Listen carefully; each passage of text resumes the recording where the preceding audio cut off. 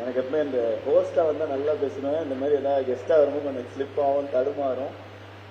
First வந்து இந்த படத்தை பற்றி சொல்லணும் அப்படின்னு சொன்னால், ரொம்ப க்ளோஸ் ஃப்ரெண்ட்ஸ் எல்லாருமே ஒன்றா சேர்ந்து நடிக்கிறோம், க்ளோஸ் ஃப்ரெண்ட்ஸ் சேர்ந்து எல்லாரும் ஒன்றா சேர்ந்து டைரக்ட் பண்ணுறோம் அப்படின்னு ஒரு படம் நடந்தால் எப்படி இருக்கும், அப்படிதான் இந்த படம். ஆனால் ரிவர்ஸ் என்னன்னா, இந்த படத்தில் வந்ததுக்கப்புறம் எல்லாரும் ரொம்ப அவ்வளோ ஒரு ஃப்ரெண்ட்ஸ் ஆகிட்டோம். எனக்கு வந்து actually I value people more then anything. So இந்த படம் மூலமாக எனக்கு கிடைச்ச மக்கள் very special. First starting from Akash. நான் இந்த படம் வந்து ஷூட்டுக்கு ஒரு நாள் முன்னாடி உள்ள வந்தேன். நைட்டு ஃபோன் அடிச்சு சொன்னாரு, சார் இந்த மாதிரி சார் உங்ககிட்ட பேசணுன்றாங்க அப்படின்னா, ஆகாஷ் சாரா அப்படின்னு அவரை பற்றி தெரியும். சரி அவரே பேசணுன்னே பேசி அடுத்த நாள் காலையிலேயே இந்த ஷூட்டில் ஜாயின் பண்ணேன்.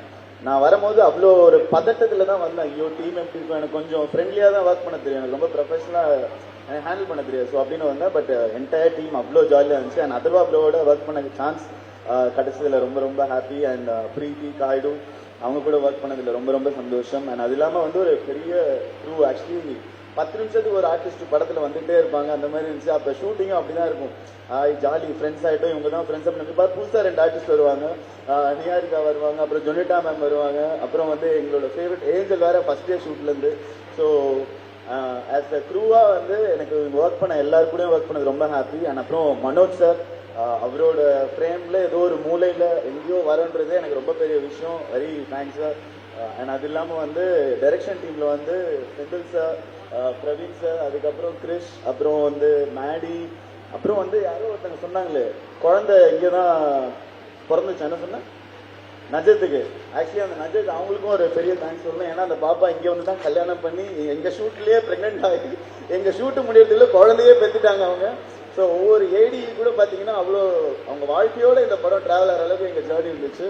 It was so lovely. அப்புறம் கிருஷ்ணா சார் அண்ட் அதுக்கப்புறம் யார் பெரியா விட்டு போனான்னு தெரில, பீட்ரைன் மாஸ்டர் இருந்தாங்க. இந்த படத்தில் வந்து எல்லா பார்ட்லையும் நான் இருந்தேன். ஸோ அது வந்து எனக்கு பெரிய எக்ஸ்பீரியன்ஸாக இருந்துச்சு.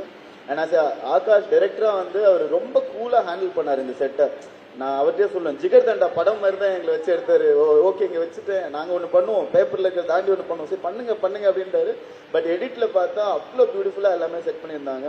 அண்ட் தமன் சார் மியூசிக், அது வந்து கண்டிப்பாக உங்களுக்கே தெரியும், ரொம்ப எனர்ஜெட்டிக்கான ஒரு விஷயம். இந்த படத்துலையும் அதே மாதிரி ரொம்ப அழகாக வந்துருந்துச்சு. அண்ட் ஸ்க்ரீனில் நான் கொஞ்சம் கம்மியாக பேசியிருந்தேன் அப்படின்னா, இல்லை செட்டில் கொஞ்சம் அதிகமாக பேசியிருந்தேன் அப்படின்னா அதுக்கு தமன் சார் தான் காரணமாக இருக்கும்.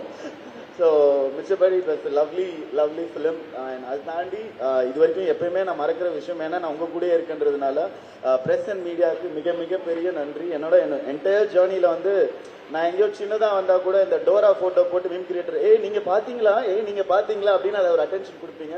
ஸோ இந்த படத்துலையும் அதை கொடுத்ததுக்கு ரொம்ப நன்றி. Thank you entire team. அண்ட் இதே Murali, I love you all.